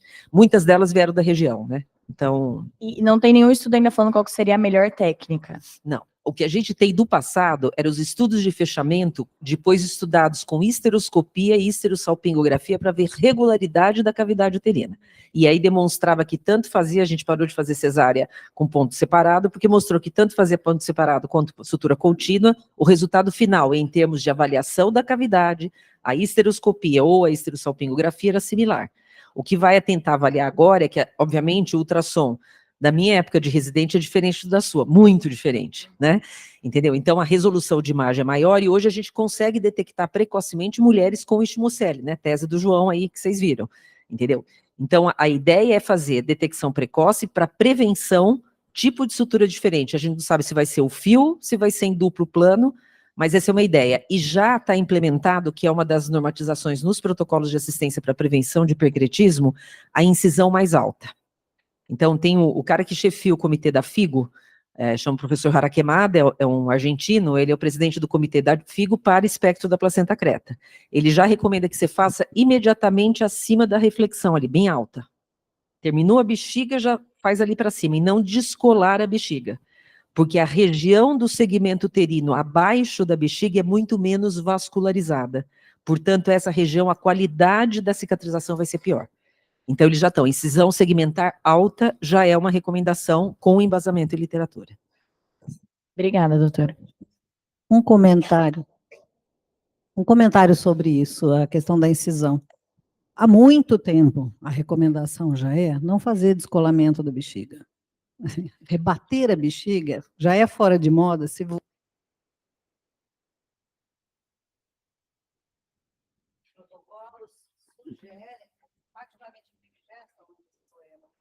Aquela coisa da dissecção romba em todos os planos que você puder e não dissecar. Dissecção leva a sangramento, leva provavelmente a maior risco depois no posterior. Então, assim, não tem indicação. Você tem que achar o segmento acima sem ficar mexendo muito, futricando na bexiga, como eu digo.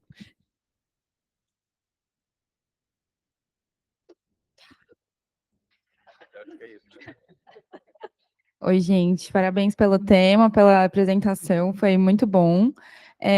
A minha dúvida, a doutora levantou a questão da ambiência, e eu queria perguntar para o departamento mesmo, quais as limitações da gente iniciar a indução, que a gente passa o balão e vai para a enfermaria, mas o misoprostol sobe direto para o CO, porque a gente vê que essas pacientes ficam no centro obstétrico muito tempo, com essa indução com miso, e, assim, minha experiência pessoal é que é um pouco exaustivo para elas, e a gente sabe que o ambiente do CO é diferente da enfermaria, pelo fluxo das pessoas, a intensidade, luminosidade, barulho, perturbação, tudo isso, e era mais assim essa dúvida mesmo, se isso poderia impactar talvez positivamente na indução, na desistência de indução, que não é falha, é desistência mesmo, que a gente vê mais frequentemente. A limitação é que indução é um parto de risco. Portanto, se você cuidar na enfermaria, como você cuidaria no centro obstétrico, seria ótimo ela ficar no quarto dela, aliás, isolada, se possível, dentro da enfermaria. Então, lembrar que indução não é um parto espontâneo. Então, precisa monitorizar, existe o risco de fazer síndrome de hiperestimulação, taxistolia induzida pelo miso. Então, esse é o problema. Então, a compensação entre uma coisa e outra, acho que é muito dependente disso. Então, se você tem o controle de toda essa situação, você pode monitorizar a distância, a distância não, você pode monitorizar a paciente, o feto, vai estar lá, tem quem cuide? No problem. Fazer só um comentário, porque durante muitos anos aqui, quando a gente fazia a complementação da paciente que passava balão e ia para a ocitocina, a gente fazia indução diurna. A gente começava a indução 7 da manhã, desligava 7, 8 horas da noite. A paciente descia, descansava, recarregava a bateria, voltava para o dia seguinte. Teoricamente, se criou a noção de que quando era com miso era morte súbita, vai até o final. E depois isso passou para a indução com ocitocina também. O povo de Ribeirão Preto já voltou. Essa recomendação foi da FIGO, de muitos anos atrás, não sei se a Eliana lembra, final dos anos 90, que a gente começou a fazer aqui sistematicamente, e talvez é uma coisa para a gente repensar. Eu não sou favorável a usar miso sem supervisão. Na realidade, tem até recomendação objetiva do Conselho Federal de Medicina contraindicando que indução com misoprostol seja feita com desassistência, que eles colocam. Tá? Então, assim, é exatamente isso que a Eliana falou. Você não sabe a paciente que vai hiperestimular, que vai começar. Geralmente, se a gente decidiu indução, já é uma paciente que agrega algum risco para isso, mesmo que seja o pós-datismo, é um potencial risco de insuficiência placentária, então ela precisa de supervisão. Mas talvez fazer períodos diurnos de indução seriado seja uma opção, desde que a paciente seja muito bem esclarecida para isso. E a outra coisa que eu sempre falo, que se depender só da Eliana, toda indução começa com balão, não começa nem com miso, nem com nada, né? Se o colo estiver aberto, é ocitocina, se estiver muito aberto, é ocitocina, se não, balão. Depois vem, inclusive, se necessário, o miso. Né? Oi? Mas não é assim que se pratica. Às vezes a gente vê paciente subir para a indução porque caiu o balão 7 horas da noite. Isso aí é mortal. No dia seguinte de manhã ela quer cesárea, ela já desistiu, entendeu? Você faz o pior momento, o CO do jeito que está hoje, está terrível, porque está com aquela bagunça da neonatologia junto, a gente está com pouco espaço, entendeu? Mas caiu o balão, não tem nenhum crime você aguardar até o dia seguinte. Deixa ela dormir, descansar e subir descansada cedo. Também, tá certo? Descola a bolsa e deixa ela na enfermaria, entendeu? Isso é uma coisa, eu vejo às vezes paciente com indicação, chegou pós-data, chegou tarde, outro dia subiu umas 5 horas da tarde para começar a indução com miso. Não vai pegar até as 11 da noite, ela vai estar na madrugada, de manhã você passa a visita, ela quer cesárea. Entendeu? Então, incorporem isso, eu já falo isso há muito tempo para vocês, mas o desgaste emocional da paciente no processo de indução não é pequeno, entendeu? Se aí fora a gente faz indução seriada com descanso noturno, aqui também dá para fazer.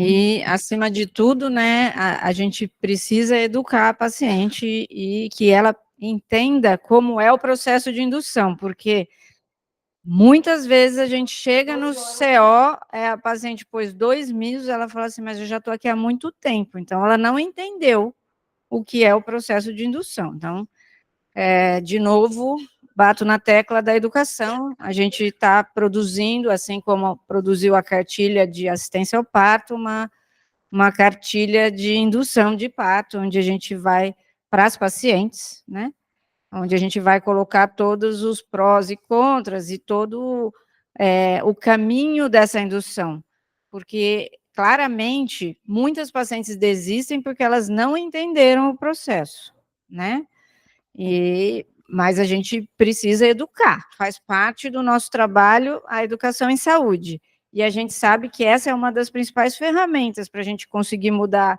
hábitos, né? Então, a gente precisa educar para poder discutir da melhor forma, porque é muito difícil você impor, né, todo esse movimento da mulher em relação à autonomia, não sei o quê, que antigamente o médico impunha a vontade dele.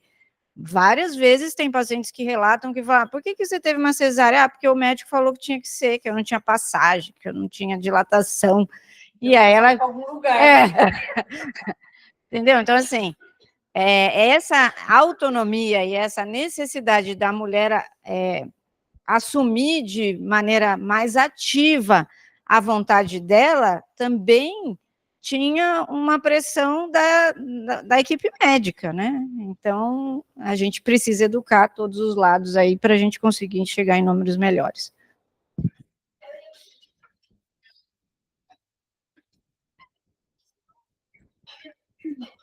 Eu ia perguntar, na verdade, se a gente tem algum dado daqui do nosso serviço, se essas desistências de indução, ou assim, desistência em trabalho de parto, paciente que internou, tudo mais, se alguma, assim, a gente tem taxa, na verdade, de quantas delas foram internadas em pródromos ou em falso trabalho de parto.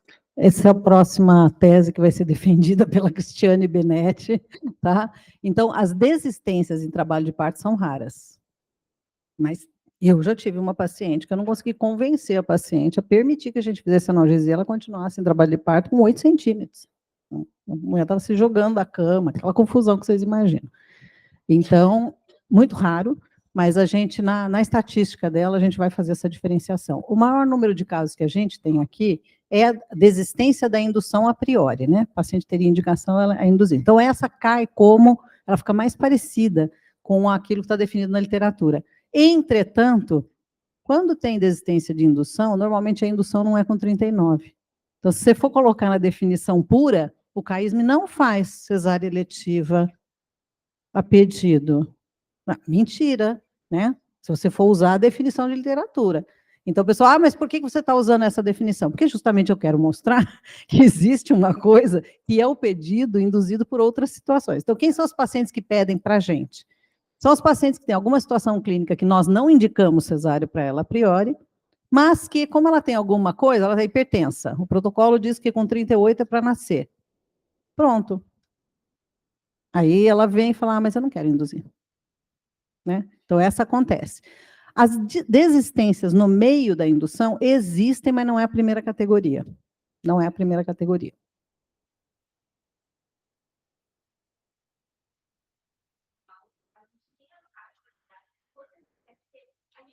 Sim, eu não tenho número para te dizer.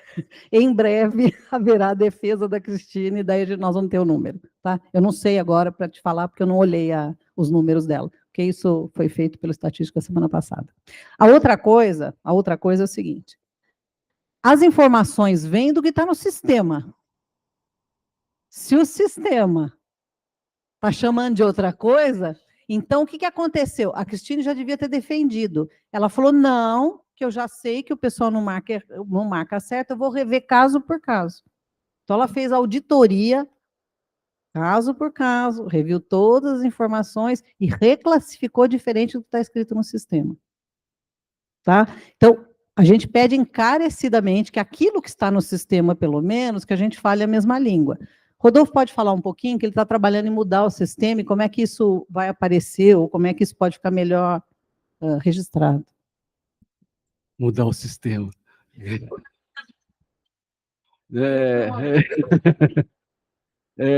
Falando em mudar o sistema, na verdade, assim, o que eu quis destacar a respeito do partido, das pessoas que propuseram essas leis, é que são partidos, de uma maneira geral, de uma tendência de direita, conservadores do ponto de vista de costumes, e que tendem a ter esse tipo de proposta.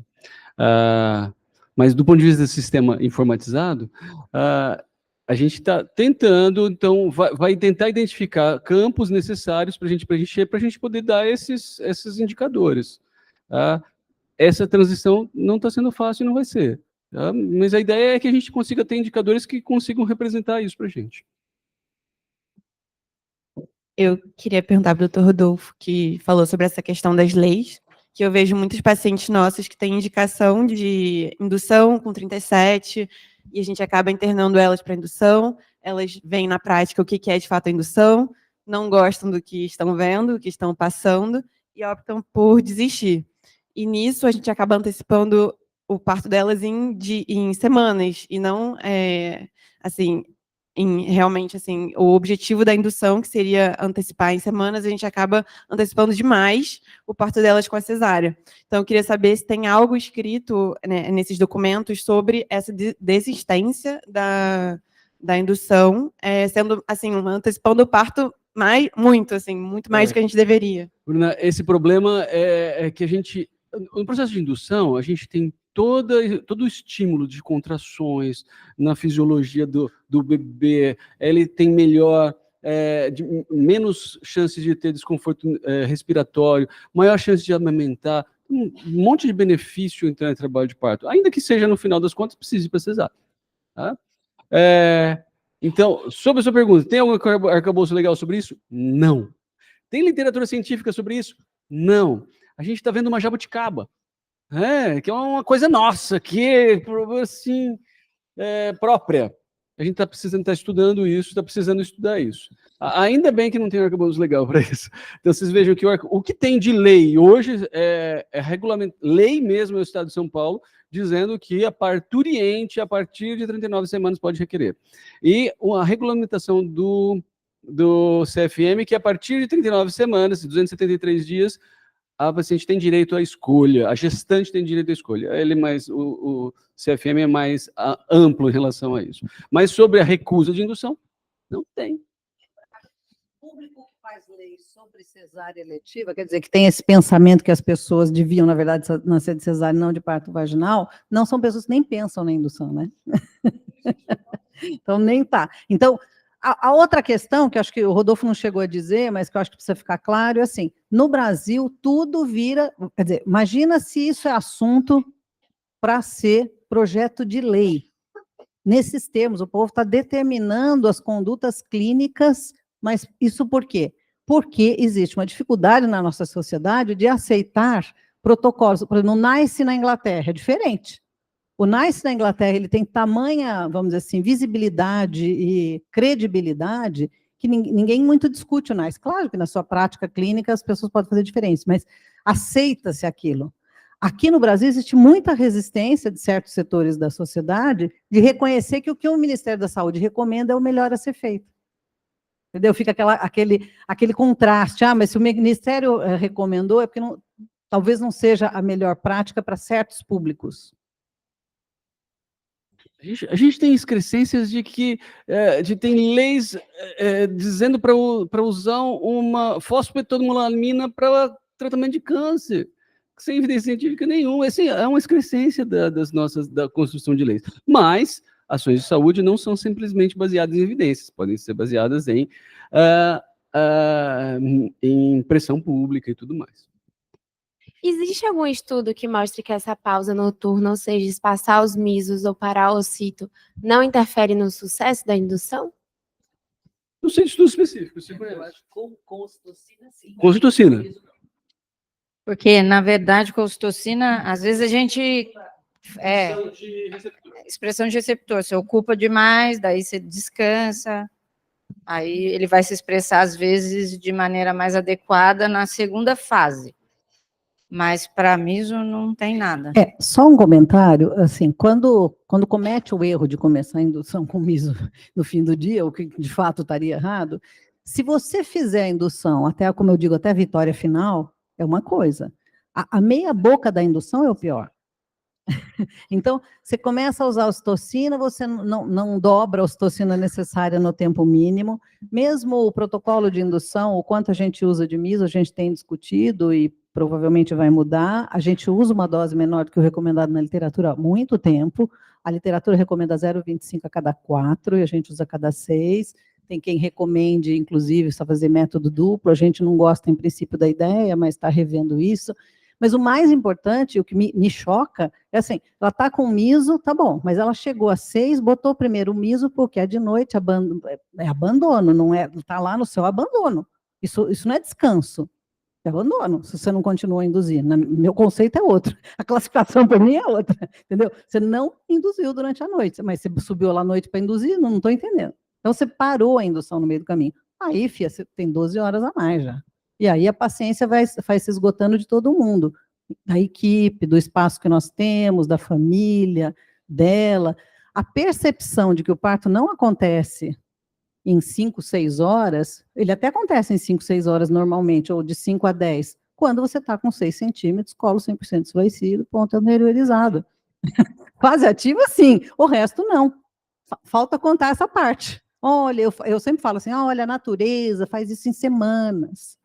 A gente vai internar você e tentar fazer isso em alguns dias, entendeu? Se você não der esse nível de consciência, a pessoa não entende mesmo, é difícil. E tem também a questão da indicação de indução, isso é outro papo também. Sim. Assim, indicações mal feitas, excessivas também levam a isso. Isso é uma questão importante que a gente vai ter que abordar. A gente tem tido, talvez a gente tenha mais indicações de indução do que o necessário. Tá? Mas assim, eu acho que a gente está indo para o final, mas assim, antes de a gente finalizar, eu queria provocar o departamento, o CAISM, para a gente entrar nessa briga. Eu mostrei um questionamento, uma briga, entre aspas, né, um tensionamento de posições políticas diante da autonomia da mulher, diante do parto, e o CAISM tem uma história muito grande de buscar, de oferecer direitos às mulheres e de assistência adequada às mulheres. A gente definiu políticas públicas desde 1990 aqui no Brasil. E a gente precisa entrar nessa jogada, a gente precisa entrar nessa briga, a gente precisa entrar nessa discussão, trazendo evidência científica, mas também fazendo uma pressão política em relação a isso. Que lado que a gente está? A gente está do lado do PSL, do PL, do PSD, ou a gente está do lado das mulheres nessa discussão? Eu acho que a gente tem que se manifestar publicamente como instituição. Qual é o nosso papel em relação a isso? A cesárea pedido é um direito? Em que momento? Quando isso passa a ser um direito? Quando passa a ser uma agressão? Quando eu não tenho evidência, eu não tenho conhecimento das possibilidades de complicação e tudo mais. Para mim, isso é uma agressão, não é um direito. Então, e aí, nesse sentido que você é coordenadora dessa mesa, porque você é a coordenadora da área de obstetrícia e representa a instituição, que a nossa proposta é de propor um manifesto, alguma coisa nesse sentido. Não, acho que a gente precisa, de fato, mostrar as evidências do exagero da cesárea. Isso já tem sido levantado, não só pela gente, mas existem publicações, inclusive eu participei de uma sobre taxas de cesárea no Brasil, junto com o grupo do Ministério. Público, recentemente eu respondi a uma solicitação do Ministério Público pedindo as nossas taxas de cesárea, então isso é um movimento que está correndo em paralelo. Logicamente, a gente pode assumir uma posição de liderança, como o CAISM sempre fez, de protagonista em todas essas discussões, e ajudar aí nessa análise. Mas eu acho que não é uma preocupação só nossa, tem que ser nossa também, né? A gente tem se incomodado bastante com a questão da cesárea pedido recorrente, batendo aí na nossa porta, né? Mesmo a gente tentando conversar com as pacientes, isso vai ficando cada vez mais forte, baseado nessa lei que respalda, mas é o que a Eliana falou, de fato, grande parte das nossas cesáreas não entrariam na cesárea a pedido, porque são cesáreas abaixo de 39 semanas, cesáreas que acabam sendo indicadas porque a paciente não deseja a via de parto vaginal, mas que tinham uma indicação médica de ocorrerem antes das 39 semanas, né? Não, mas então, se fossem de baixo risco, chegassem em 39 semanas, ia estar isso. Sim, eu fico também questionando se é um pedido ou se é um lamento, ou se é um grito de, assim, eu não tenho outra opção. Do mesmo jeito que a gente tem esterilização feminina como principal método no Brasil, porque não há outra opção na maior parte dos lugares, será que a cesárea não é um pedido de ajuda por uma falta de opção de uma assistência obstétrica adequada? Acho que é isso que tem que entrar nessa discussão. Só para terminar isso, acho que essa discussão nesse nível serve para mostrar que muita coisa, né, para quem está começando a vida como médico, quem vai entrar no mundo, vai ser influenciado pelo sistema onde está trabalhando, mas não só sobre o sistema de saúde, vai ser influenciado pela cultura, vai ser influenciado pela política, e isso faz a diferença, tá? Eu sou menos, vamos dizer assim, eu sou menos aguerrida politicamente do que o Rodolfo, minha atuação ela é mais come pelas beiradas, e acho que sim, nós perdemos o protagonismo de fazer grandes eventos que façam a opinião pública pensar diferente. Acho que isso nós estamos precisando fazer, de retomar, que a gente fazia mais e não tem feito, publicar mais, aparecer isso mais em grandes vias de disseminação, porque quando eu disse que é um bem de consumo a cesárea, numas décadas, só quem tinha dinheiro tinha acesso. E hoje o discurso dessa lei veja bem, é da Robin Hood. O discurso Robin Hood hoje é um problema. Estamos dando acesso a quem não tinha voz. E essa história vai distorcendo, essa é uma das situações, tem várias, mas esta é uma situação que a gente precisa começar a parar para prestar atenção nesse discurso, às vezes, Robin Hood, né? A gente tem ouvido bastante. Um deles, por exemplo, vai ser a discussão que vai nos pegar em breve, que é o pagamento de mensalidade nas universidades públicas. É o discurso Robin Hood. Quem puder paga, para compensar quem não pode. Tem 1000 gentes a favor, tem gente contra, mas não importa. Mas é um argumento que fica muito forte quando você fala no Robin Hood. Tá? Bom, gente, gostaria de agradecer Rodolfo, Eliana e Elaine, que precisou sair porque estava com uma crise de tosse. E agradecer a participação de todos e dizer que na próxima quinta-feira esse assunto ainda vai continuar, que vai ser o João, Dr. João, apresentando